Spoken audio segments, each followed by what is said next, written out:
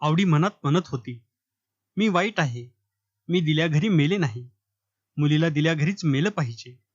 नाहीतर तिला तिच्या व्याल्या घरी मेलं पाहिजे. तिला मरणासाठी तिसरी जागाच नाही. हा बापाचा बोल मी ऐकला नाही.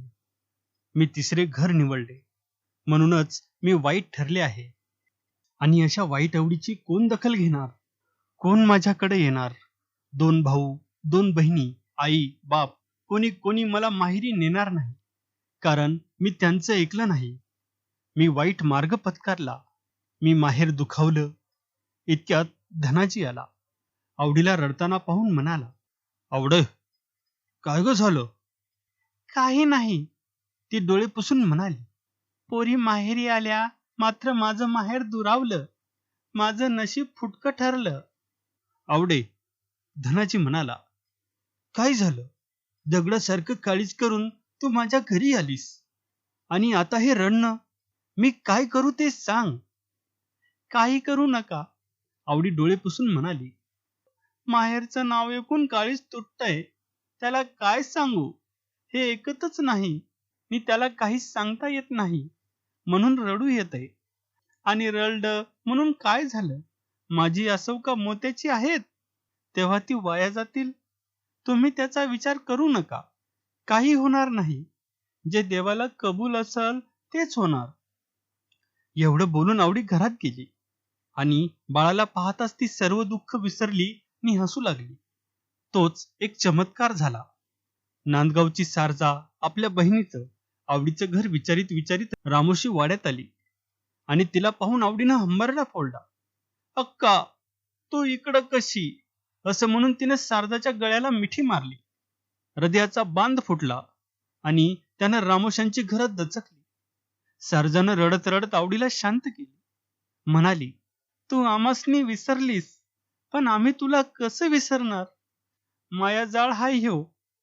हे ऐकून आवडी लाजली. म्हणाली, पण तू इकडे कशी? कशी म्हणजे? सारजा म्हणाली, जीव एकेना म्हणून आले. आता का तुला दंड देऊ? आवडे, इतकी दुष्ट कशी का झालीस? अगं आम्ही तुझी कोणीच नव का? आवडीनं सारजाला ओढून घरात नेली आणि जबरीनं बसवीत म्हणाली, आता मला लाजू नको. आज कित्येक दिवस तुम्हा सर्वांची आठवण काढून मी रडते आहे. मला वाटलं की तुम्ही सर्व मला विसरला. दिवा जळावा तसं माझं मन जळतंय. पण अक्का, अंतरीची कळ कुणाला सांगू? आई, आबा, सुभद्रा, आप्पा आणि तुम्ही सर्वजण मला विसरलात असंच मला वाटत होतं. एडी ग माझी बाई. सारजा आवडीची किव करीत म्हणाली, देवानं माया दिली. ती येडी असती ती एके ना. अक्का, मला बी काळीज आहे. आवडी खिन्न होऊन म्हणाली, तुला कसं सांगू? अगं लेकरानं मांडी घाण केली म्हणून का कोणी मांडी कापून टाकतं? असं म्हणून सारजानं आवडीच्या पाठीवरून हात फिरवला आणि त्या स्पर्शानं आवडीला आनंद झाला. ती आनंद अश्रू ढाळीत म्हणाली, मला तुम्ही विसरू नका. मी वाईट म्हणू नका. मी तुमचं काय केलं आहे? तुला कोण वंगाळ म्हणलं? सारजा आवडीचं तोंड आपल्याकडे फिरवीत म्हणाली, हे बघ, नशिबात होतं ते घडलं. बरं बाई, आई कशी आहे? आवडीनं विचारलं. बरी आहे. आणि आबा? ते बी बेस आहे. वाईस थकलाय. आणि सुभद्रा, अप्पा? ती दोघं बी चांगली आहे. ती आवडीचे डोळे पाण्यानं डबडबले. म्हणाली, अक्का, मी हात जोडते. मला एकदाच, फक्त एकदाच आई, आबा यांना भेटावं. मी वाईट असले तर असू दे. मी लांबून त्यांना पाहते. अगं लांब नका, सारजा म्हणाली. तुला एकदा तांदळवाडीतच नेते मी. हे ऐकून आवडीला हुंदका आला. तो तिच्या कंठात धडकू लागला. त्याला गिळून ती म्हणाली, एवढं पुण्य पदरी घे आणि माझी भेट कर. सारजानं छातीला हात लावला. तू काळजी करू नको. असं म्हणून मान ताट करून ती धनाजीला म्हणाली, आता तुम्ही माझं ऐका. मी आवडीला नांदगावला नेते. गौरीचा सण करील, एक रात राहून येईल परत. नाही म्हणू नका. नि आवडीच्या माहेरची वाट अडवू नका. शिळ्या गौरी दिवशी येऊन आपली परत आणा. मी नाही कधी म्हणतोय. धनाजी एकदम म्हणाला, सकाळी घेऊन जावा. उलट मला आनंद होईल. कोण म्हणतं मी तिच्या माहेरची वाट अडवली? मग झालं तर. सर्जानं समाधानाचा सुस्कारा सोडला.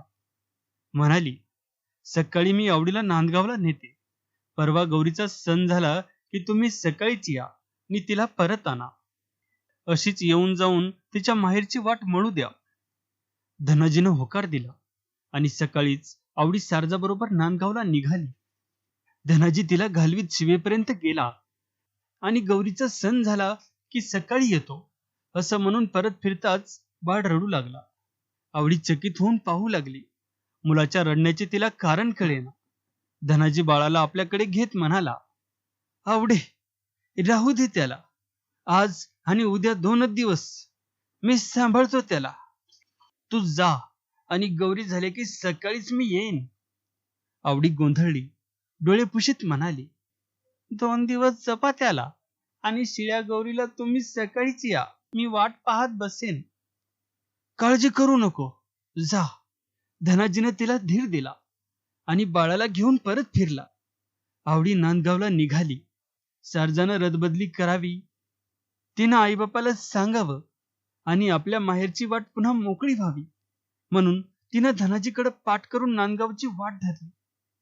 आवडी सर्जा मागून गुमान चालत होती. आपलं काळीज बोरगावात ठेवून चालत होती. बाळाची ओढ आणि माहेरची ओढ यात तिच्या आत्म्याची ओढाताण झाली होती. ती रडत होती आणि पुन्हा पुन्हा परत फिरून जात उंचावरून म्हणत होती, कुठं फिरू नका, बाळाला रडू देऊ नका, शिळ्या गौरीला या. आणि हातातील कुऱ्हाड उंचावून धनाजी म्हणत होता, जा जा, काळजी करू नको, शिळ्या गौरीच्या दिवशी सकाळी येतो मी. आणि आवडी आडाला झाली. सारजानं नांदगावच्या वाटेनं तिला घेऊन एक नागमोडी वळण घेतलं आणि आवडी धनाजीच्या दृष्टीआड झाली. तसा धनाजी थांबला. पुन्हा एकदा आवडीची ती पाठमोरी आकृती दिसावी म्हणून तो दूर दूर पाहू लागला. पण आवडी दिसलीच नाही.